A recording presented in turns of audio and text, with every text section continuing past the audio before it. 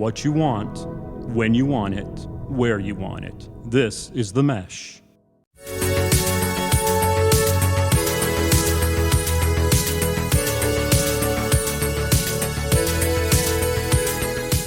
Brothers in Tech is a weekly podcast focused on personal and home technology, helping provide you, our fellow brothers and sisters in tech, with some information, assistance, and recommendations. There is no shortage of news content for our consumption, and no shortage of methods for consuming it. However, the brothers believe that there are some apps or services that are better suited than others for you to access quality information. So with an expert on communication by our side, the brothers discuss their suggestions and their must-haves for apps and services to help you take hold of your news intake. Hello, everyone. Welcome to Brothers in Tech here on the Mesh.tv podcast network. My name is Alan Jackson. I am one of the two brothers, because there is a plural on the word brother. One of the two brothers in tech in the aforementioned title of the show. The other brother in tech is my brother, my real brother, Brian Jackson. Brian, how you doing? Yeah, you know what? This time I really am doing great. I really am. Yeah, you kind of had to fake it the last couple of episodes. You weren't terribly into the show, I can tell. Well, but tonight, I think you're into it, right? Tonight, I am stoked about tonight. Yes, I'm always excited when it comes to the suggestions episode. And I'm sorry, and that's what's the name of that? What is the name of this episode, Alan? It's the Brothers in Tech Suggestions, or which the stands BITS for episode. Yeah. Where did that come from? I'm trying to remember. I don't remember. It's been so long. Okay, yeah. Oh, I'm sorry. I remember. I came up with it. Yeah, the BITS, the Brothers in Tech Suggestions. That's right. I remember that now. So yeah, it was the super one. Excited. Is the one contribution to the show that I can say with confidence that was good, and I appreciate that. Well, I've got so one. This is the Brothers in Tech Suggestions episode, as Brian just kind of teased. We get together maybe every month or so, every 4 or 5 episodes. We try to do this. Not nearly kind of enough. Spread the suggestions love out throughout the year, and we all bring a suggestion to the table that we want to recommend to others. Can be a gadget, can be a website, can be a tool, can be an app. Doesn't matter as long as it's technology driven. And both of us making recommendations is fine, Brian, but you know what's a lot more fun? To bring somebody else in too. Yeah. So we're bringing in a third person. We're welcoming you back to the show after a extraordinary run of episodes with us over the last 3 weeks. Is John Mims. John, how are you doing? I'm great. I feel like the Ken Jennings of Brothers in Tech. I just keep coming back and back and back. It's and like Ken Jennings, I'm now a millionaire and doing great. But I'm ready tonight because of this credit podcast, right? Yeah, that's right. It's all the endorsements I've gotten. Get new shoes from the tech people, but I got my credit card ready because I figured that y'all are going to give me some way to spend money tonight. Oh, I'm pretty excited about that. Yep. Yeah, that is the one downside of the suggestions episode that we do, is that we normally end up spending a little money afterwards on things. So, and I'll go ahead and tell you, mine might be a little on the pricey side for not a lot of. It may not be a little more of a niche application, but we'll talk about it in a moment. So let's go ahead and get started. Let's talk about our recommendations. This is always fun. We don't know each other's recommendations of what we're going to bring up, so it's kind of fun for all of us to see. Brian, how about, would you like to start us off tonight? I mean, yeah, sure. If you want to kind of do a progressive, decline, getting worse as we go along, sure. We'll start strong. So John, I know you are obviously a fan of the show and have listened to every episode that we've ever put out, which I appreciate. So you probably know the company that I'm getting ready to recommend from. So it's a company that I've recommended products from many times, and I am a big fan, obviously, because I continue to bring them up. So I'm gonna talk about a new product from one of my favorite companies, which is Wyze, W-Y-Z-E. And it's a company out of Washington State, right up the road from me. And for those that don't know, Wise is a company that started as a home security, outdoor cameras, indoor cameras, right? They have sensors for doors, that sort of thing. And what they're known for, really, or at least what I know them for, is that they are an inexpensive entry into lots of technology. So, since that time, and I've been a consumer of the Wise family for probably 5 or 6 years, and they continue to put out things. And recently, they've started putting out things that are not home security based. But it seems like to me this would be an incredibly cool company to be a part of, because if you look at their product line, you start to think, I'm guessing that they just get emails from random people saying, why don't you do this? Why don't you do a vacuum? They go, oh, okay, cool. We'll do that. Right. We'll create a vacuum. Right. Why don't you do a little miniature car? Oh, yeah. Okay. We do that. Why don't you do a remote entry piece? Okay, cool. We'll do that. Well, they do these things, and the price points really are an easy way for you to get into their products. And so I'm gonna tell you about the latest Wise product that I have. And when I say it, you may think this is probably the corniest and doesn't even need to be something that would be brought up as a big tech product. But I'm going to tell you why it really is pretty cool. So I'm going to recommend the Wise Nightlight. Okay, it's the Nightlight from Wise. Again, probably on their page, probably the least impressive thing when you think about what they do. But let me tell you why it's pretty cool. For one, it comes in a pack of 3. All right, there are 3 nightlights that come with an order, and the order is $20, so $19.99. All right, but here's the cool part, and you guys are on video, so you can see. I'm going to hold it up. Right, I'm going to hold up the little device. It looks like about the size of, I don't know, a pack of gum, right? And it's got a light coming from the top and from the bottom, right? Mm-hmm. So here's the cool part about what makes this different. For one, it's wireless because I'm holding it up right now, all right? And it's also rechargeable. So there's no batteries, right? You charge it up via USB-C to get what I'm assuming is going to be weeks and weeks of battery life.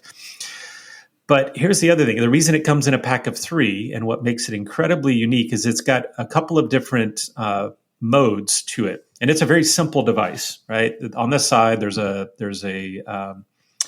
charging port, and then there's a switch that turns it from on, okay, which means that it's going to turn on whenever there's motion. So it's a motion sensor. Or it's going to be a mode, and I can't remember the name of the other mode, but it's the auto mode, I think. But the auto mode, here's what's really cool. If you've got all 3 of these and you set them up at the same time, you charge them, you turn them all on auto, keep them next to each other, they get synced together. So now if one of them triggers, all 3 will trigger at the same time. So you put them down a long hallway. The moment one of them triggers, all 3 turn on. And here's how I have it used. And I tell you, I bought these on pre-order. Okay, months ago, they came out and said, hey, there's a pre-order. I put my money in right away because I just thought it was pretty cool and I want to support the company. They just came about 2 weeks ago, and they are so much more useful than I thought they would be. So I have them going down a staircase. So I have a 2-flight staircase. I put one of them at the top of the staircase, one midway down the staircase, and one all the way down at the bottom of the staircase. So the moment you go in the middle of the night, you walk in, you trigger one, all of a sudden the entire staircase lights up all the way down, right? Okay. Incredibly cool, right? They all connect together. That is cool. Yeah. Now, the other thing about them is they're motion sensor, but they're also, I think, daylight sensitive. So you might be wondering like, well, if I walk by these things all the time, I'm going to wear down the battery. But if there's enough light in the area, like daylight, they won't turn on. Or at least that one particular one won't turn on. So you could walk by it if in the middle of the day, and if it's bright already, it's not going to turn on, so it's not going to waste the battery. So incredibly cool. Now, a pretty good sign of a product is I just ordered 2 more of them, right? That means a total of 9 of these, because I'm looking at it going, I'm going to put down the hall here. I'm going to put one and not link it to the others, and I'm going to put it out in my shed. I'm going to put one over here in a closet that not linked to anything else. So when I open the closet door, it's going to light up, and it's got a very cool look to it. You know, the kind of artistic up and down lighting as opposed to just a bright light that you're looking at. So it's the Wyze Nightlight 3-pack, $19.99.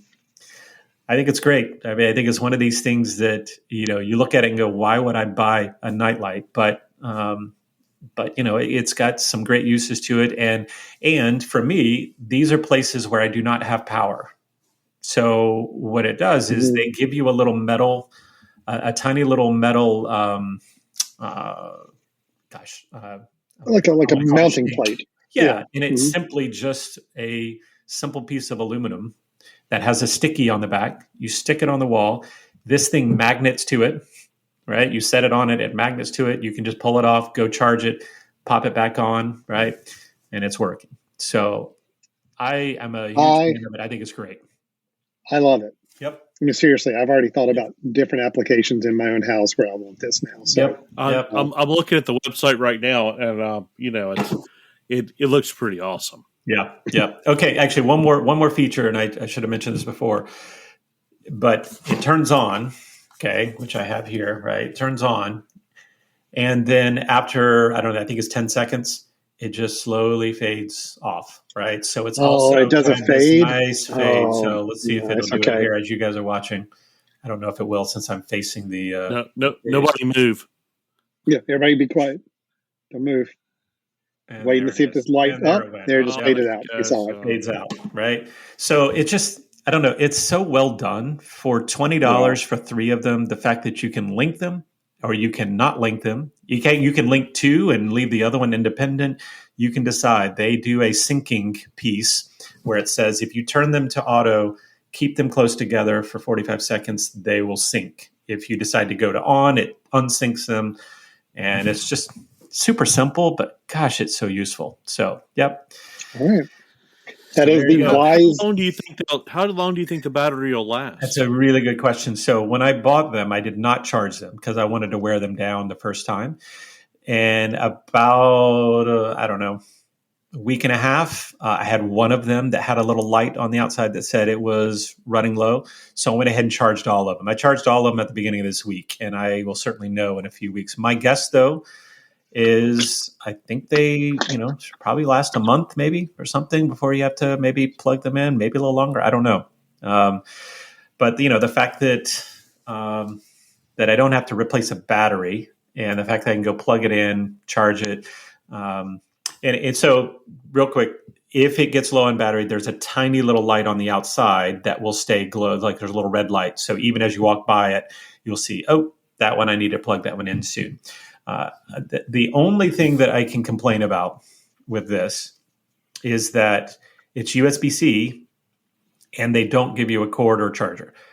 This thing comes in a very small box with just 3 of these packed in, and that's it. And I get it why they don't, right? We have enough of these cords around, but honestly, I don't.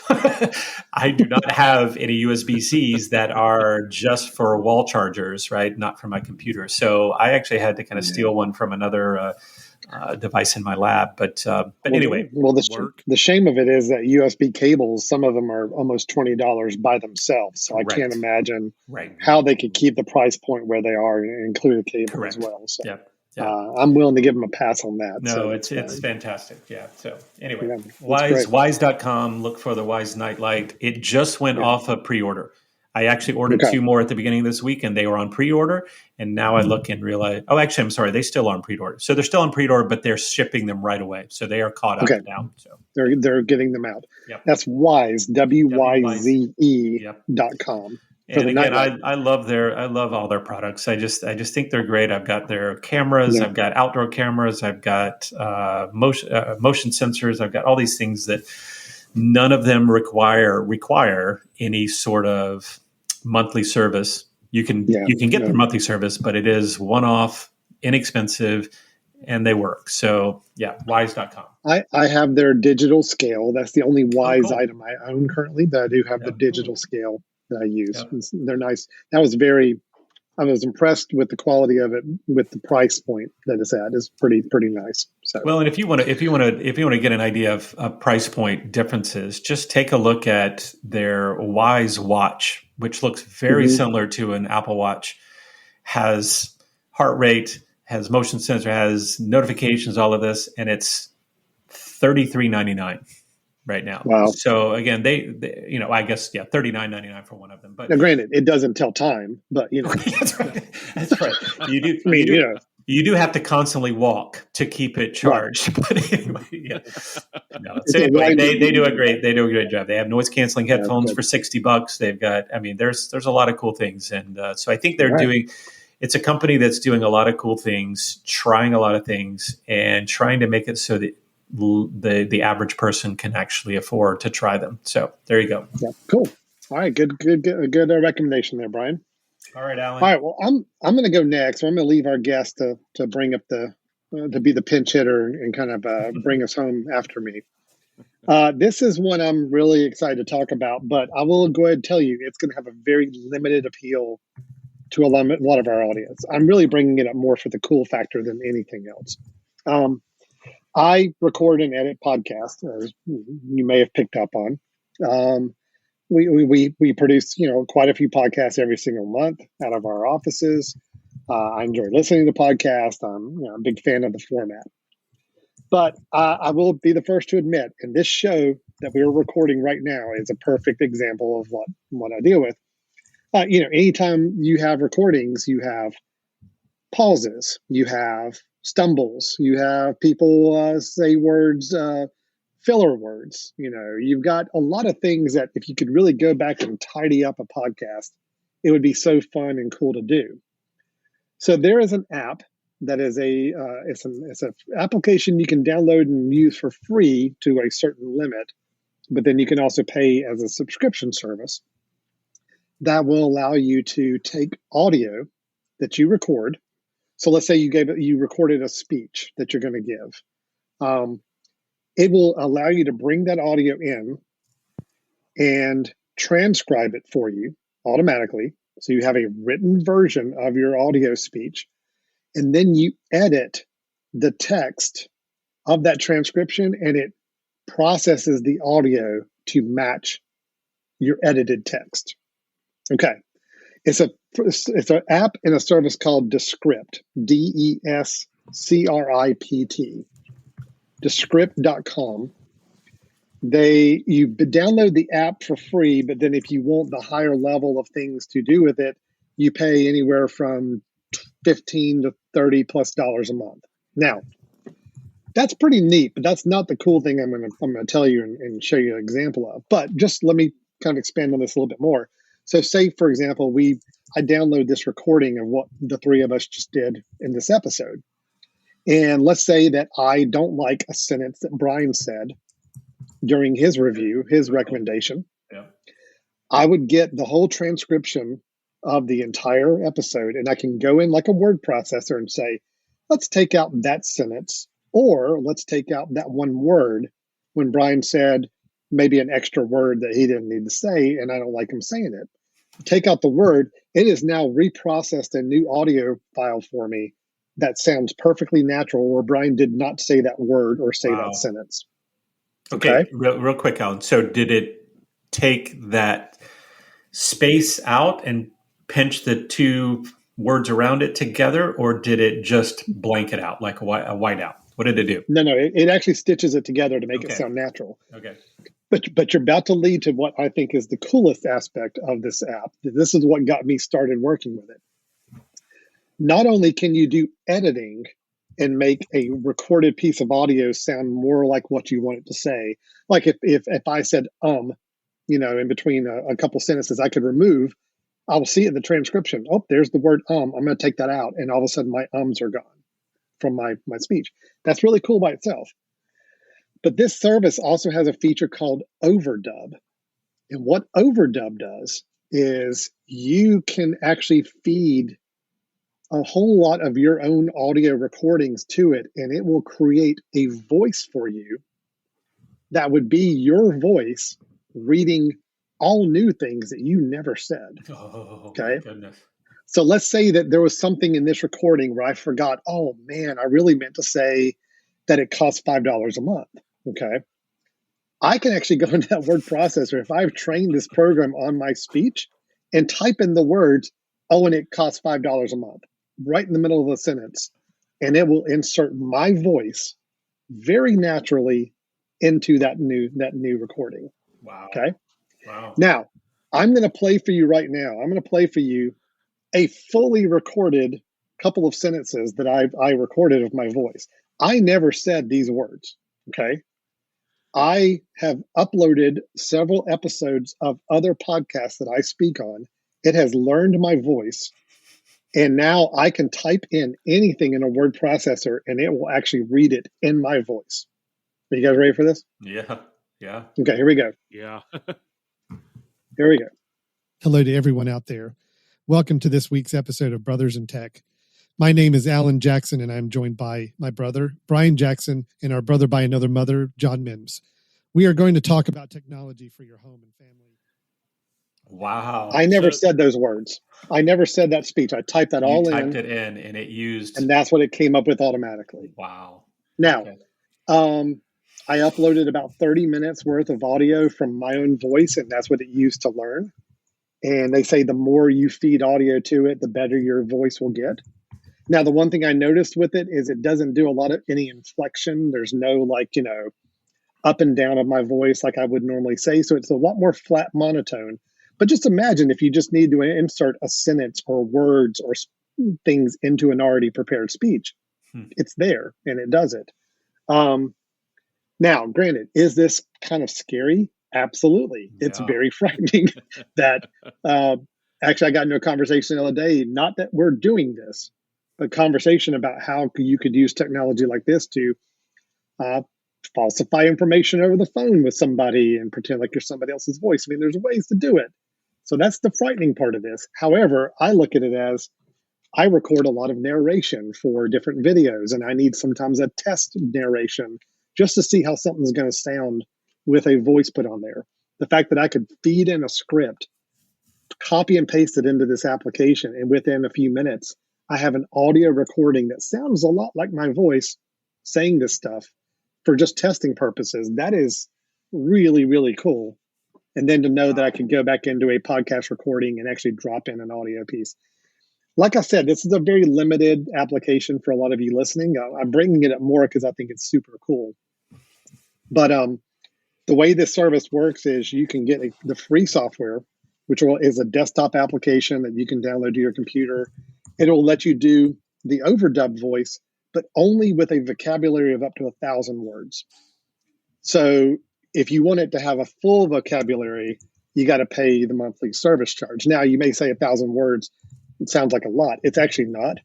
And what it does is when you go in and try to do this overdub function, it'll put in the word jibber jabber on any word that it doesn't have in its vocabulary. So my first version of what I played for you. I want to hear that. That's awesome. Yeah, my first version of what I played for you was like, "Hi, I'm jibber jabber, and welcome to jibber jabber, jibber jabber." So it actually sounds kind of funny. I would invite you to try it out no matter what. Yeah. But this whole application, actually Descript, it does a lot more. It actually allows you to transcribe audio, just even if you just need a transcription of an audio file that you needed word processing capabilities for. It gives you that. It'll actually let you edit audio podcasts together with different tracks inside the same app. It's a pretty cool app, but again, most of the functionality, the really great stuff, you don't get unless you pay the monthly charge.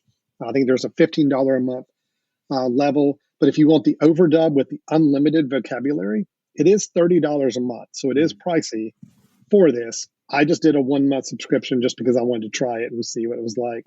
But I'm pretty amazed, and if anything, it's a really, really scary harbinger of where things could go still with the whole, not only deep fakes on the video side, but thinking about this on the audio side is a little crazy. So that's Descript, Descript.com, a great podcasting editing tool, a great transcription tool, and that overdubbing I think is just really kind of fun to play with. So, okay, so I am intrigued. I have questions. Okay, so I would like to know. So here's one question I have. So can you do a search for ums, or do you actually have to go? Okay, so you could say, give me all the ums, and replace them all with this. So you could kind of do a find and replace, or not really. Yeah, I'm actually looking. I'm pretty sure. Yeah. I can actually search in my text, and if I find the word welcome, it'll go and highlight each one. Okay. And then I can go do a find and replace. So yes, if I said find all the UH, then it would find those, and I could just say blank them out. But could you also replace them, or just blank them? Could I replace it with jibber jabber and just have it drop in over every or is it just going to blank them or trim them? I don't see a replace function, but here's one thing. I haven't done this yet, but I'm just looking at it. You can do a search in your text. So if you have the whole transcription of your recording, you can go and say, I want you to find all filler words. And it knows that the filler words it's using as descriptions are like, and you can turn on and off all the different filler words that it has on lists. So if you say, go ahead and find all those, it can actually highlight all the words it deems as filler words at one time. Wow. It will also help keeping it real. Keeping it real, no. John, because that's a very useful phrase. That's not filler words, okay? We're keeping it real here, people. Keeping it real. The other thing it'll do is it'll take out gaps, word gaps. So if you say, look, find some really big gaps and let's tighten those up, it'll just find all those gaps and get those tighter together.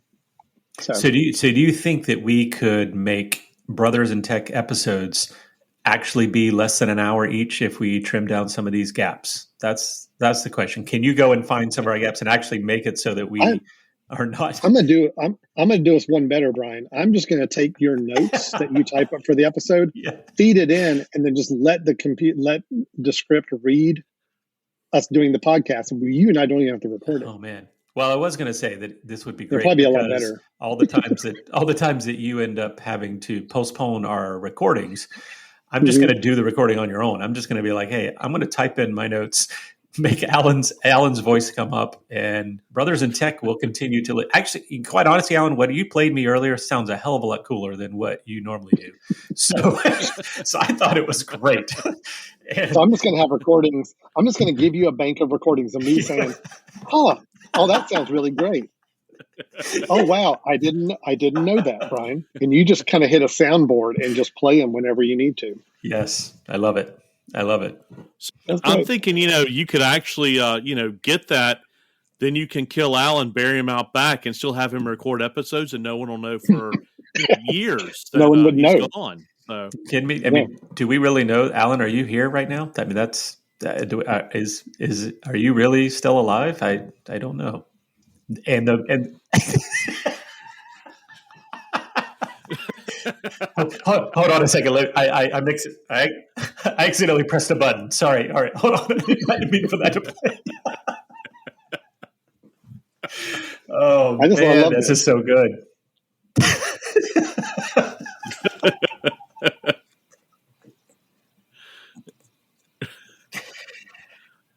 Oh my God, that's so much better than you normally are. That is so much better.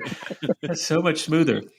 So, John, you and I are both in the education world. I'm thinking to myself, so, John, are you teaching in person or remote right now? We are in person, but I'm thinking I will never record another, record another lecture again. Right. I'll just press and play on the notes, and it's done. Well, see, I'm thinking I'm in person as well, but we are all in masks. I could do this right now, and no one would know that I'm even not moving my mouth. Yeah, I can just go in and sit and just stare at them and just play the audio recording. Oh, I'm loving it. Yeah, this is great. And it's pretty great. That's right? pretty impressive. I'm going to set it to play in the back of the room, so I'm in the front and nodding my head, and they're like, "Oh, wow, that's weird." He's throwing his voice. So oh my gosh, totally what I'm doing. He really is a communication genius, right? He's able to throw his voice to the back of the room. Well, Alan, I have to say, Alan, normally your bits are, I don't know, pretty underwhelming, but that one was absolutely impressive. And I will just say, thank you so much for not making me go after you. So, John, take it away, buddy. Good job. All right, go get it. So I've actually got a really cool one. And I'm worried. It's so cool that I'm worried that you guys have done it before.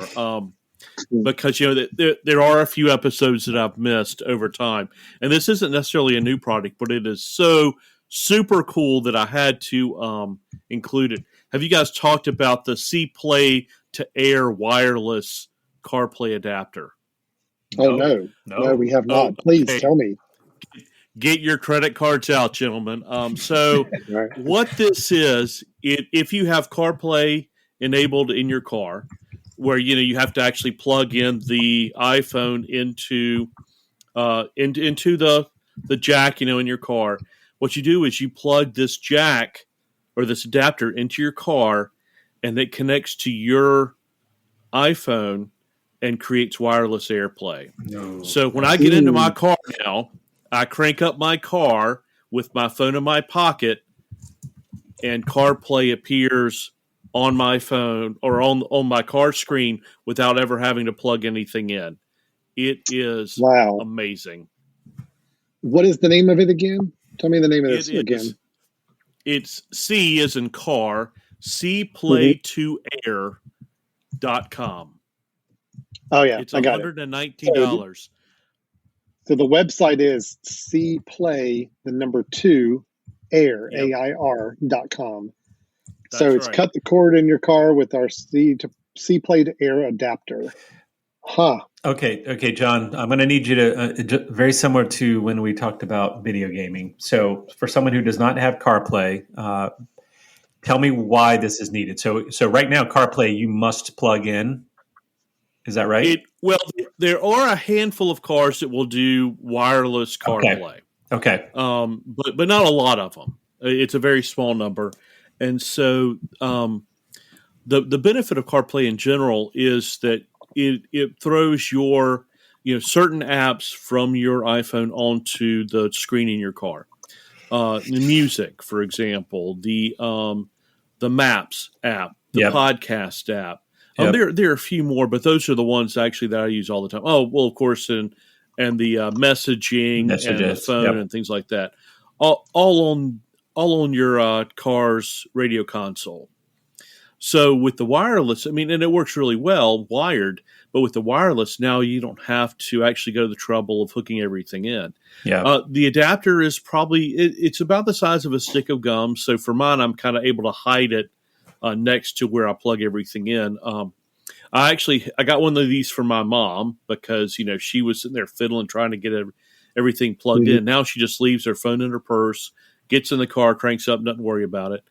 My kid actually has it, and the best thing about it for his is the plug is actually in the center console, so no one ever sees it, and so and you just crank up the car and it's ready to go. It's on. There are only certain supported vehicles.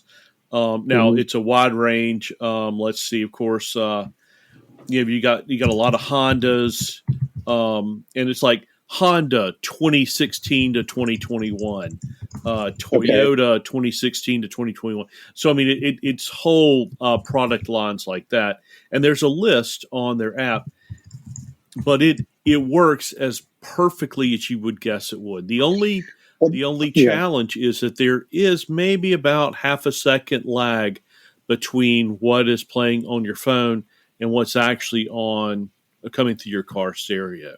Which I don't know if that's a product of the adapter or if that's the way wireless CarPlay always is, because I've never had it. But that was going to be my question. If there was any, that was going to be my question. If there was any lag or any responsiveness issues, but half a second, that sounds fine for a wireless transmission. It's really not a big deal. And whenever I talk on the phone with somebody, I don't notice any of that. So it's not like I feel like the only time I notice it is I'll press pause on the music, and it takes a half second for it to actually pause. It's like, so if I hit it twice and doesn't work, but certainly very useful. And because I don't have to plug anything in, it works really well. So like I said, I've gotten this as a gift for my mom, two of my kids. I've got one, and it is just fantastic. It really is a nice feature. For $119, Yep. It takes about 2 weeks to get here, although I haven't ordered it. I think the last one I ordered was at Christmas. So, Well, if you think about hopefully it the too, chip shortage isn't. yeah. I mean, I know you can buy, obviously, CarPlay is coming more and more standard in a lot of cars coming out these days, but you can go and get aftermarket CarPlay receivers to put in your car. But a lot of those are not wireless ones. They are required the cable still. So, I think instead of spending the money on getting one that's a wireless CarPlay, which is going to be a lot more expensive, this may be a much better way to go. I'm with you. See, I do not have CarPlay in my car currently. My wife does. And I get extremely jealous every time I ride my wife's car because I love it. Yeah. But the one thing I've always hated about it is that you got to be plugged in. My car has the Microsoft Sync in it because it's a Ford from a few years back, and that was what came standard in it. And it works wirelessly which is really nice, but it's nowhere near the capabilities of CarPlay. So I've always wanted the CarPlay capability. I was worried about having to spend all the money on getting one that's a wireless aftermarket one, but now if I know that I can actually do it with a wired one and just get this adapter on it, that may be a much better way to go on that. Yeah. So what kind of car does your wife have? She has a fairly new Subaru. So scrolling down, it is supported 2017 to 2021. So I think hers is a 2020. The perfect Christmas gift. Mm-hmm. Perfect Christmas gift. You're all done. But I want it. See, that's the thing is I mean, that's fine. She doesn't complain about having to plug into the phone as much as I do. I guess if I was being nice, I could get that for her, but I kind of just want to save up and get my own CarPlay now. You can actually connect two phones to the same CarPlay unit. Not at the same time, of course, but if you're in the car, when you crank it up, it'll actually select one or the other. So it's pretty nice. Okay, yeah, because this will take over the port that you would have plugged your phone into. This will plug into that USB port in your car. Okay, that's great. Now, I love it. I didn't even know. Yeah, it does have a port in the back of the car, so you can actually run through that CarPlay adapter. That way, you can still charge your phone. So, that's good. Yeah. Okay. Yeah. So you don't have to plug in your phone because obviously it's working over wireless. But if you still need to plug it in to charge or whatever, you could still do that. Absolutely. So just to confirm that this would work on a stereo that is already CarPlay enabled, and you have some sort of USB port, right? Which I guess most of the CarPlays or all the CarPlays will do, right? Those two things, as long as it's supported, have that, then this is going to allow you to get in your car, start up your car, and have your CarPlay features that are coming from your phone already connected, right? It's still in your pocket, and you're able to do that. Great. And John, I'm looking at the website. Yeah, go ahead. I'm sorry. The list of cars is extensive. I mean, it really is. It is. Basically, all your major manufacturers. It looks like they all support to 2021, which is just great. So I think it's safe to say pretty much any car from about 2015 or 16 on, most all are covered by this list. And what I like about it too is they do support aftermarket head units too. So they say Alpine, Kenwood, Pioneer, Sony, and JVC aftermarket units. They will work with it as well, which is great because that's some of the major ones you could get if you wanted to upfit your car with CarPlay that didn't come with it. So, okay, I like it. Geez, John, I'm telling you, I thought after that second one, and of course after mine, that we really had submarined you and left you for dead, right? But you stepped up, man. Very nice. This is a good pick. I actually think this is nice because the overall quality just continued to increase and improve throughout the episode. Listen, that first one was disappointing. Yeah. At least I Brian saved did a good job money. of setting $20, guys. Brian did a good job of setting the bar pretty low for the episode, and then we just kind of rose from there. Yeah. No, I tell you that I joke. Actually, all three are ones I get excited about. I've already put a shopping cart together for the night lights. I've already created my Christmas list of what I want to do now with CarPlay in my car, now that I know I can do it wirelessly. It's actually been a little more expensive for me than I'd like for these suggestion episodes to be. And honestly, I've already downloaded and subscribed so that I can do Brothers in Tech without you from now on. And this has been a great episode. This is a great episode. Let's see if we can stitch together an episode where neither you or I are actually saying anything live. I love it. Just see if we can bounce off each other the right way. I love it. Funny. Awesome. Yeah, some really cool stuff. So that's always our favorite episode to pull off is the Brothers in Tech suggestions. We always come away with some great ideas of interesting uses of tech. I like the diversity of what we had today as well. That's always fun. So if anybody would like to send us a voicemail that they had automatically transcribed by Descript and reading in their voice, and send us a voicemail or anything like that, Brian, where can they send us other suggestions or ideas for us? Please send it to info@themesh.tv, and you will get a personalized audio recording back, right? That I promise that we recorded without typing in. Tell us what you'd like us to get into. If you've got some great suggestions that you'd like us to pass on to your fellow listeners, let us know. We absolutely will take your suggestions and pretend like it was our own, and bring it up at the next Bits episode. So info@themesh.tv. John Mims, thank you for joining us for this whole batch of episodes. You've done your tour of duty. You've done the 4 episodes. I never get to come back? Well, we spaced it out a little bit. We'll have you come back soon. We promise. All right. Yeah. We enjoyed this enough. We'll have you come back real soon. No, this will be fun. And John, I feel like you could put this series of episodes on your Vita as it absolutely is going to get you an endowed chairship or something, at your university. That I've already done that. I mean, good. When you called first, I went ahead and put it on there so that I could, include that, and it's going to help me get tenure one day, I'm sure. Right. Well, in fact, you probably already recorded this episode by typing it out.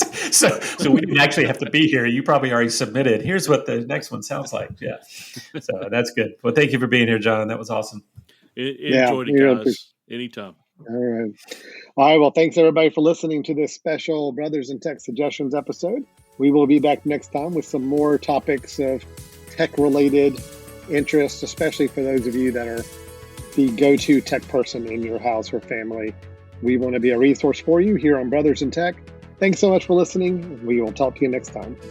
Bye-bye.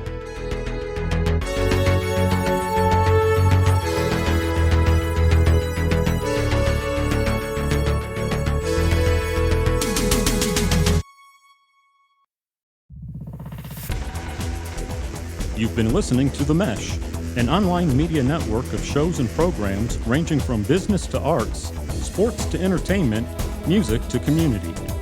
All programs are available on the website as well as through iTunes and YouTube. Check us out online at themesh.tv.